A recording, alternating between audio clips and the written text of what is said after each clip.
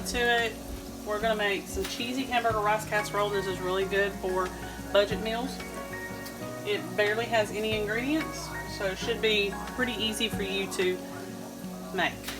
I'm gonna double the recipe. So this is 2 pounds of ground beef, cooked loose, and about 1/2 of a large onion.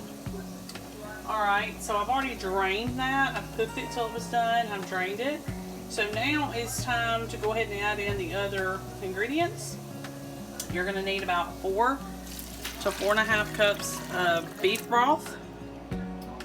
You're going to need, and then this is, I am calling out the doubled measurements to remind myself to add them properly. The recipe though will not be doubled, so you'll be able to, I think it's good for 5 people. So this should be enough for 10. Okay, and I gotta add a cup of rice. So there's that. And we'll stick a little bit extra in there. Alright, that's our favorite parboiled rice. I'm gonna need 1/2 cup of tomato paste.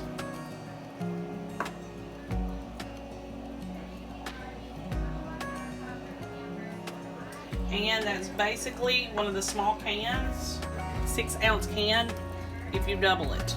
So now we need to add our spices. You're going to need onion powder, garlic powder, chili powder, cumin, oregano, salt, and pepper. I think I named all of them. Okay. So let's start with the onion powder. I'm doubling this, so I need 2 teaspoons. And we like our onion powder, so I'm going to kind of heat that up just a little bit. Garlic powder, 2 teaspoons.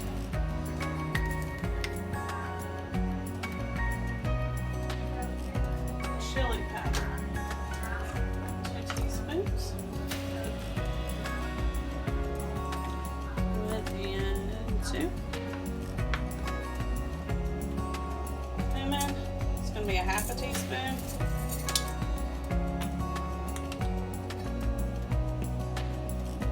Oregano is 1/2 teaspoon.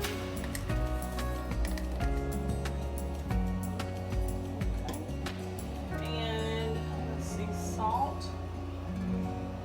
is 1/2 teaspoon.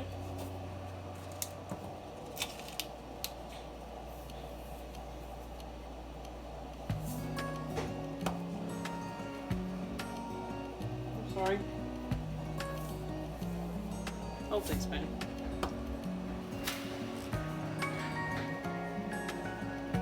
And your pepper will be 1/2 teaspoon. Okay.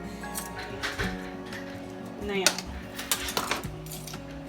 after I add this pepper, you need to stir all this up.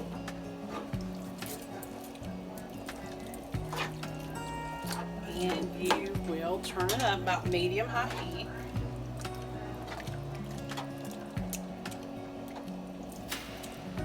Simmer this until,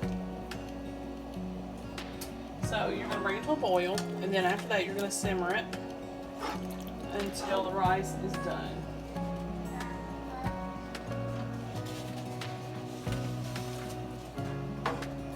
So it should take about 20 minutes. You just need to keep stirring it. If it seems like the rice is starting to stick and you're still not done, add just a little bit more broth to it, or even just a little bit of water. Alright y'all, so this is what it looks like when we're done completely. Last thing that you'll do is you'll add 3 cups, well I'm going to be adding 3 cups because I'm doubling the recipe, of cheese to the top. This is just extra sharp cheddar. And then, while it's still hot, you're just going to put the lid on and let it just sit here. And no, the burner is not turned on, so the burner's turned off.